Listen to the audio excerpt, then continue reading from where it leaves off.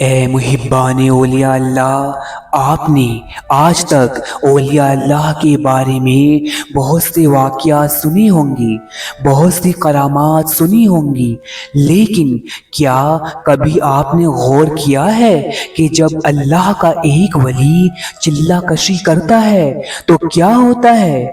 چلہ کشی کرنے سے پہلے وہ کون سے 3 کام ہیں کہ جسے کیے بغیر کسی کا بھی چلہ قبول نہیں ہوتا؟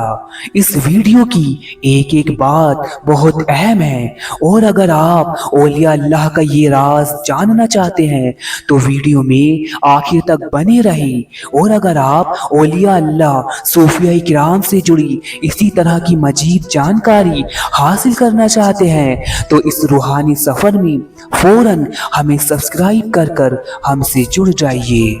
اولیاء اللہ کی زندگی میں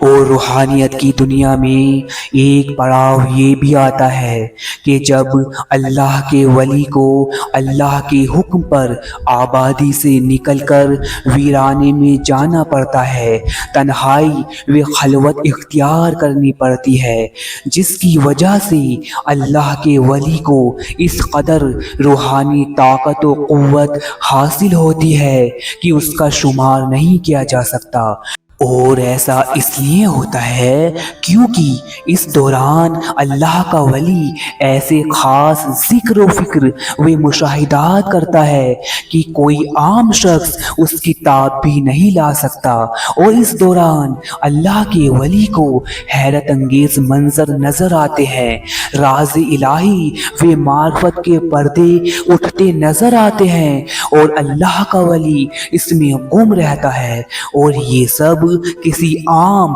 و ناقص شخص کو حاصل نہیں ہوتا، کیونکہ یہ خاصہ تو صرف اللہ کے ولیوں و اس کے کاملین بندوں کا ہوتا ہے۔ اے محبان اولیاء اللہ، اب وہ 3 کام بھی جان لیجیے کہ جسے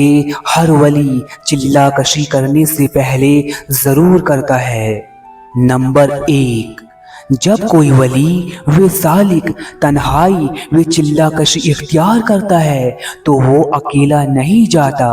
بلکہ اپنے پیر و مرشد کا حکم و اجازت اور اپنے پیر کو روحانی طور پر ساتھ لے کر جاتا ہے، کیونکہ تنہائی و خلوت اختیار کرنے میں بہت ہی زیادہ شیطانی خطرات ہوتے ہیں، اور جس کے سر پر کامل مرشد کا ہاتھ نہ ہو اس کے لیے اس میں خطرہ ہی خطرہ ہے، بھلے صاحب علم کیوں نہ ہو۔ اور نمبر 2،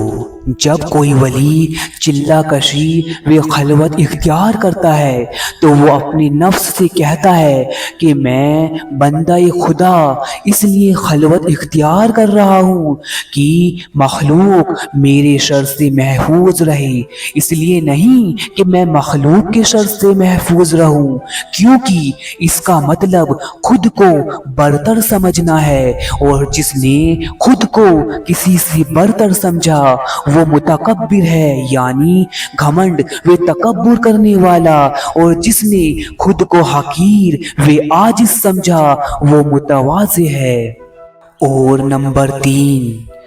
جب اللہ کا ایک ولی چلہ کشی و خلوت اختیار کرتا ہے تو اپنے نفس سے یہ بھی کہتا ہے کہ میرے حق میں کی جانے والی دنیا والوں کی برائی و اچھائی برابر ہے، کیونکہ اگر کوئی دنیا والوں کی برائی و اچھائی سے سروکار رکھتا ہے تو وہ دنیا کے ساتھ ہے، حق کے ساتھ نہیں ہے، اور اپنے نفس سے کہتا ہے کہ میرے دل میں نہ دنیا کی طلب و ہوس ہے اور نہ ہی عقبہ و جنت کی، کیونکہ جس کے دل میں دنیا کی طلب و ہوس ہے وہ چاہے 7 زمین کے نیچے بھی چلہ کشی کرے پھر بھی برباد ہے اور دنیا کے ساتھ ہے۔ اے محبان اولیاء اللہ، نمبر 1 سے ہمیں یہ سیکھ ملتی ہے کہ کوئی کتنا بڑا سالک ہو، عالم ہو یا فاضل ہو، جب تک کسی کامل مرشد کا ہاتھ سر پر نہ ہو تو خلوت و چلہ کشی کرنے میں خطرہ ہی خطرہ ہے۔ اور نمبر 2 سے ہمیں یہ سیکھ ملتی ہے کہ کوئی کتنا بڑا ولی و مومن کیوں نہ ہو، اس کا یہ ظرف ہونا چاہیے کہ خود کو عاجز سمجھے، اور جب مخلوق خدا سے دور چلہ کش ہو تو بھی مخلوق کو حقیر اور خود کو برتر نہ سمجھے بلکہ عاجز رہے۔ یہ بڑے ظرف کی بات ہے، یہ اولیاء اللہ کے حال و احوال کی بات ہے۔ اور نمبر 3 سے ہمیں یہ سیکھ ملتی ہے کہ اگر کوئی شخص 7 زمین کے نیچے بھی چلہ کش ہو مگر دنیا کی ہوس و طلب میں ہو تو وہ چلہ کش ہو کر بھی دنیا کے ساتھ ہے، اور اسی طرح اگر کوئی شخص آبادی میں ہو اور دنیا کی طلب و ہوس سے بالکل پاک ہو تو وہ آبادی میں رہ کر بھی حق کے ساتھ ہے، کیونکہ فقیر وہ نہیں جس کا ہاتھ دنیا سے خالی ہے، بلکہ فقیر تو وہ ہے کہ جس کا دل دنیا سے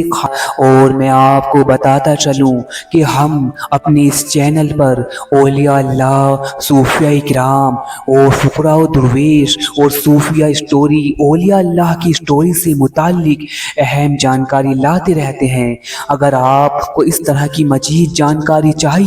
تو فوراً ہمیں سبسکرائب کر ہم سے جڑ جائیے۔ انشاءاللہ عز و جل ملتے ہیں اگلے عنوان کے ساتھ۔